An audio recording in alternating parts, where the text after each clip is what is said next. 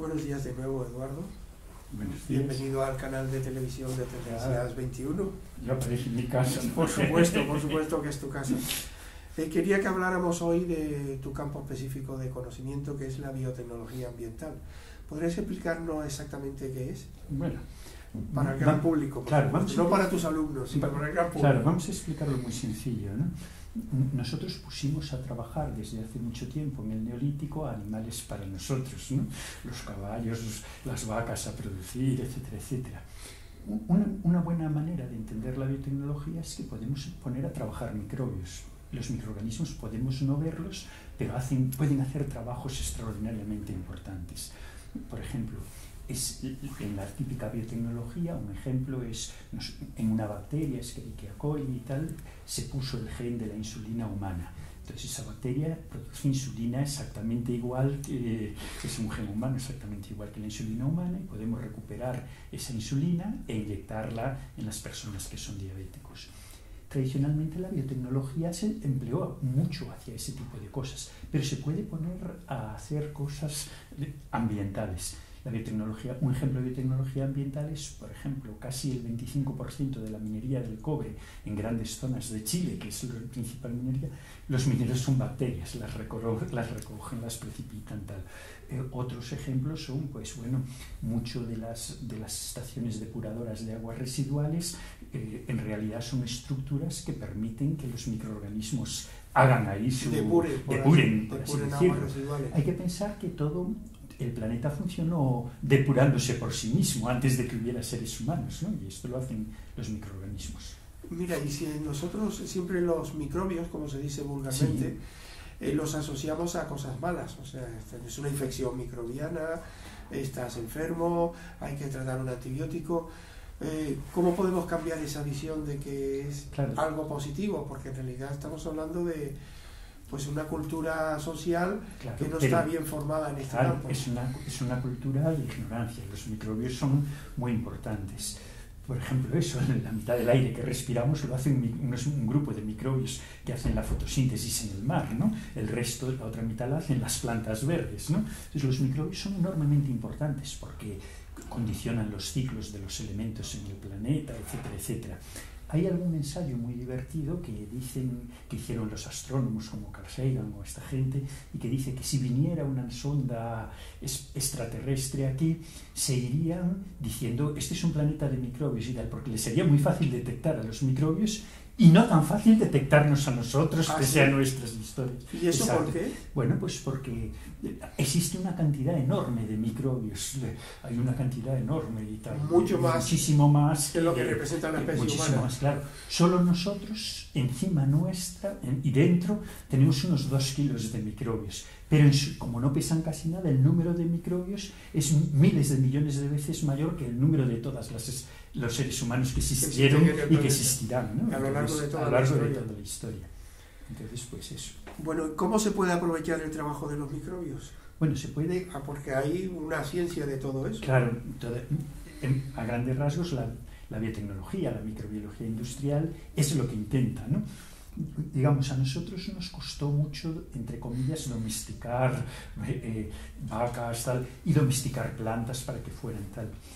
Ocurre que tienen que pasar muchas generaciones. La ventaja de los microbios es que las generaciones pasan muy rápido, porque tienen generaciones de pocas horas, a veces menos de una hora, etc. Una generación de microbios puede durar una hora o 20 minutos en algunos casos, claro. Entonces podemos en muy poco tiempo obtener muchos resultados. Por el momento, muchas de las técnicas normales que los seres humanos emplearon, como la mejora genética por selección, no se usaron en microbios. Se está usando biología molecular y celular, porque estamos empezando. Acabaremos sacándole mucho jugo, pero además queda todavía muchos años de trabajo en simplemente aprovechar lo que ya hay y que funciona bien en la naturaleza.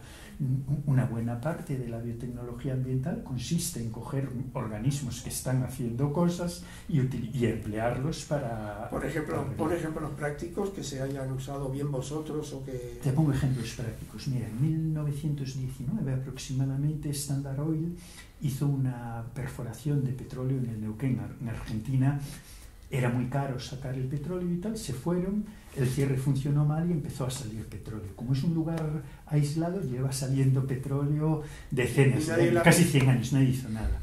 Es muy curioso, el río queda negro del petróleo, enormemente contaminado, pero 5 kilómetros río abajo prácticamente no hay.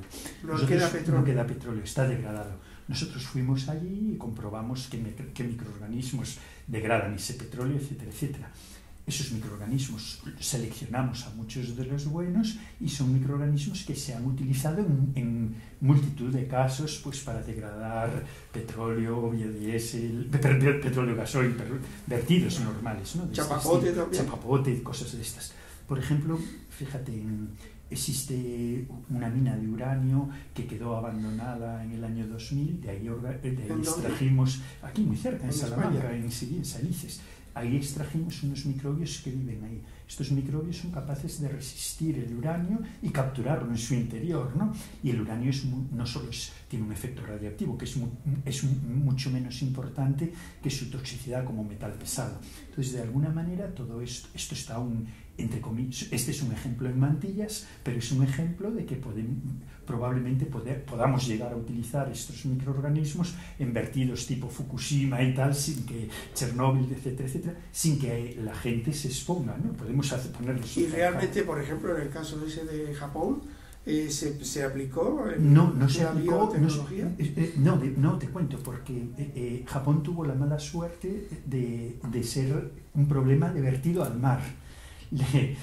Había tecnología para hacer limpieza de microorganismos en centrales refrigeradas por agua dulce, pero no tal. Sin embargo, se podría conseguir, es una cuestión de tiempo. La biotecnología y tal científica tiene muy poco tiempo.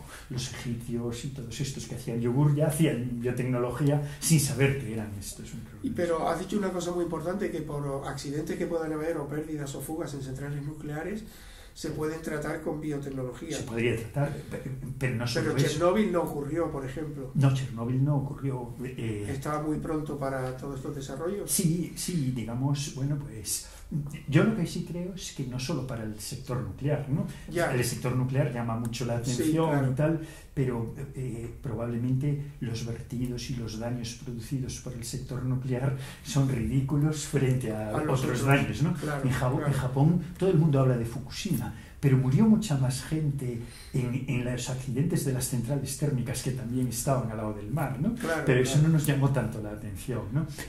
Lo nuclear tuvo lo malo de la Guerra Fría, las bombas de Hiroshima, ¿no? Nos llama más la atención por eso, no porque su efecto haya sido tan malo. Pero los microorganismos se pueden utilizar para cualquier historia. De hecho, se ha desarrollado la ingeniería genética para todo esto. ¿Qué aplicaciones o qué peligros tiene manipular genéticamente los microbios? Vamos a ver, los microbios, a grandes rasgos, la ingeniería genética es coger genes de un organismo y pasarlo a otro. Sí. Esto lo vienen haciendo los organismos durante toda la vida. Los microorganismos. No, y los organismos. Nosotros, buena parte de nuestro genoma vino metido ahí por virus. Simplemente, como somos ignorantes de eso, nosotros somos individuos de ingeniería genética, pero lo hicieron unos virus, no lo hizo otro señor inteligente, etcétera, etcétera, ¿no? Entonces, a menudo, pues esto no deja de ser, como todo ese tipo de cosas, lo que empieza a funcionar y tal, pues llama mucho la atención, ¿no? Ahora el Parlamento, hace un par de días o 3, el Parlamento inglés autorizó esto que los periodistas definieron como hijos de 3 progenitores. No, en realidad no. El genoma es del padre y de la madre, solo las mitocondrias, que tienen un pequeño genoma mitocondrial, viene de otro. Pero es que tú y tu hijo y todos los demás, ninguno de nosotros varones pasamos nunca nuestras mitocondrias a los hijos. Los mitocondrias solo vienen por líneas maternas, ¿no? Entonces la mitocondria de tu madre, de tu abuela, es la que misma de tu bisabuela, tal, y a lo mejor si tuvimos un ancestro común, mujer, pues tus mitocondrias mías son iguales, ¿no? Claro. Estamos hablando también del futuro de la biotecnología ambiental. ¿Cómo lo ves tú? Porque las perspectivas son bastante halagüeñas. Mira, yo creo que en la biotecnología ambiental hay muchos desarrollos. Yo voy a hablar solo, por ejemplo, de 2. Una de las cosas buenas que se puede poner en biotecnología ambiental es construir biosensores. Es tener un microbio que sea muy sensible a algo o a muchas cosas que a nosotros nos hagan daño. al lado tener otro microbio que sea resistente específico a eso. Entonces, de la combinación de los dos podemos saber, a base de estas combinaciones, qué es lo que está contaminando.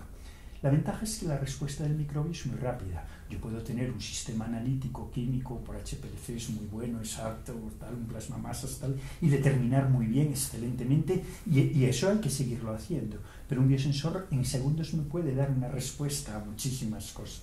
Entonces me permitiría, puede muestrear continuo, yo puedo tener el biosensor funcionando en muchos sitios, como me si llegan fuera un los robot, datos. como si fuera un robot. Como si fuera un robot. De hecho, buena parte del desarrollo de la biotecnología viene del desarrollo de la ingeniería.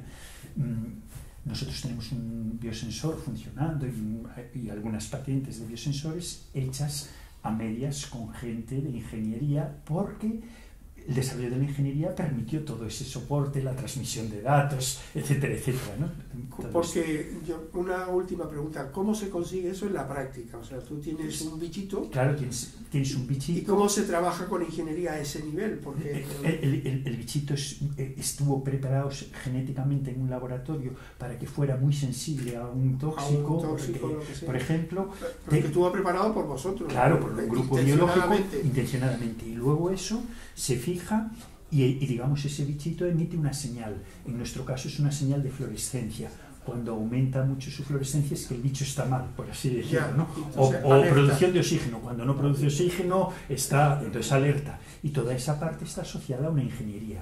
El futuro de la biotecnología va íntimamente asociado al trabajo conjunto con ingeniería, de biólogos y tecnólogos que van a ser ingenieros.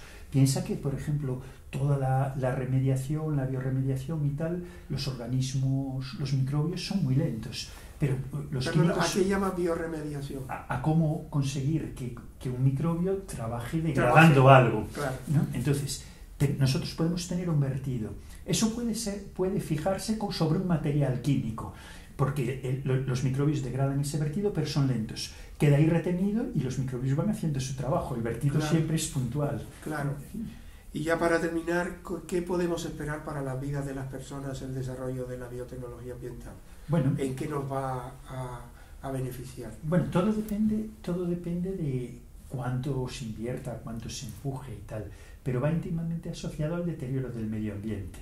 Nosotros con biotecnología ambiental podemos regenerar un ambiente de manera barata. Te pongo un ejemplo, y natural. Te pongo un ejemplo sencillo. España tuvo mucho tiempo atrás un problema porque se construía el lindano, se sintetizaba el lindano. Cuando se prohibió el lindano, el lindano es como es un pesticida que se usaba de insecticida y tal. Nosotros nos lo echaron niños para los piojos y esas cosas, ¿no? Es muy tóxico y ahora los hay mejores, menos tóxicos y tal. Entonces había mucho lindano almacenado. Ese lindano pues se agrupó, en algunos casos se vertió al suelo, etcétera, etcétera. En el tiempo que se almacenó el lindano, si un microorganismo se hubiera puesto a degradarlo, ya estaría degradado. La ventaja es que el microorganismo no hay que pagarlo, come el lindano, tal, solo no es muy rápido. No puede degradarlo de hoy para mañana, pero puede degradarlo en un par de años, en un par de meses, dependiendo. Entonces, pues eso es la buena parte del futuro de la biotecnología ambiental. Pues muchísimas gracias por estar aquí.